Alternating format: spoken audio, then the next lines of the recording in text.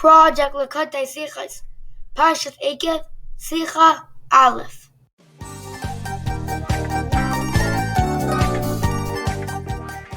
In 1954, there was a big wedding in Yerushalayim for the son of the Rosh Yeshiva, Harav Chaim. The wedding was bittersweet because the Rav Chaim Chaikel couldn't stand on his feet. At the wedding, he told a story to explain why his feet caused him such pain.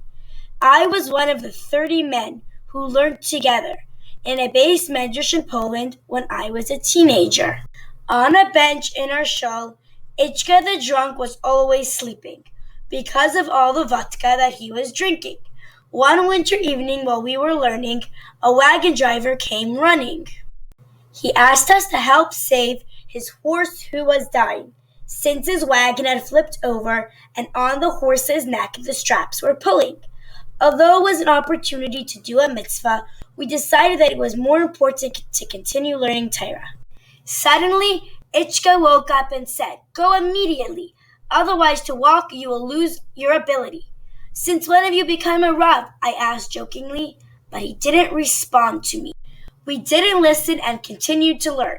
A half hour later, the wagon driver did return. Since there was no one else to help, we decided to go right away. But the horse was already dead because the mitzvah we did delay. The next day, Ichka asked me to come to his shack to spend the night with him. He said he was going to pass away and return his neshama to Shemayim.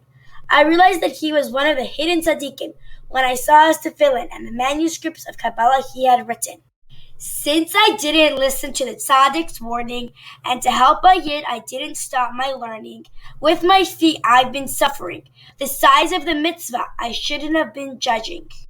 Rebbe Lev Friedman heard this story at the wedding. He decided to include it in a letter to the Lubavitcher Rebbe, which he was writing. The Rebbe replied that Harav Chaim should learn chitas daily and inspire his friends and students to do the same so that his feet will be healthy.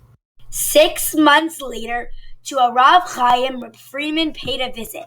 He was no longer confined to his bed. At the table, he did sit. His feet were getting stronger each day because of the chitas that he and his students did say. The Yetzer Hara convinces us that mitzvahs need to be done in order of priority. Some mitzvahs are like the head, and other mitzvahs are like the heel of the body. The Yetzer Hara says that the head mitzvahs we can do right away, but other mitzvahs we can throw under our heel and delay. How can you have Ahavas Yisrael for a stranger that you've never met before when you haven't perfected your Ahavas Yisrael for your friend who lives next door? How can you say chitas if you haven't davened properly? And are the Yetzer Hara's questions because he is as sly as can be? You can't go outside with a tie and no shirt, he does argue, but the truth is that every mitzvah Hashem does value. Each mitzvah should be done with excitement and zeal. They all connect us to Hashem equally, whether they are a head or a heel. This video was made by Nasin, Shayna, and Leah Garari.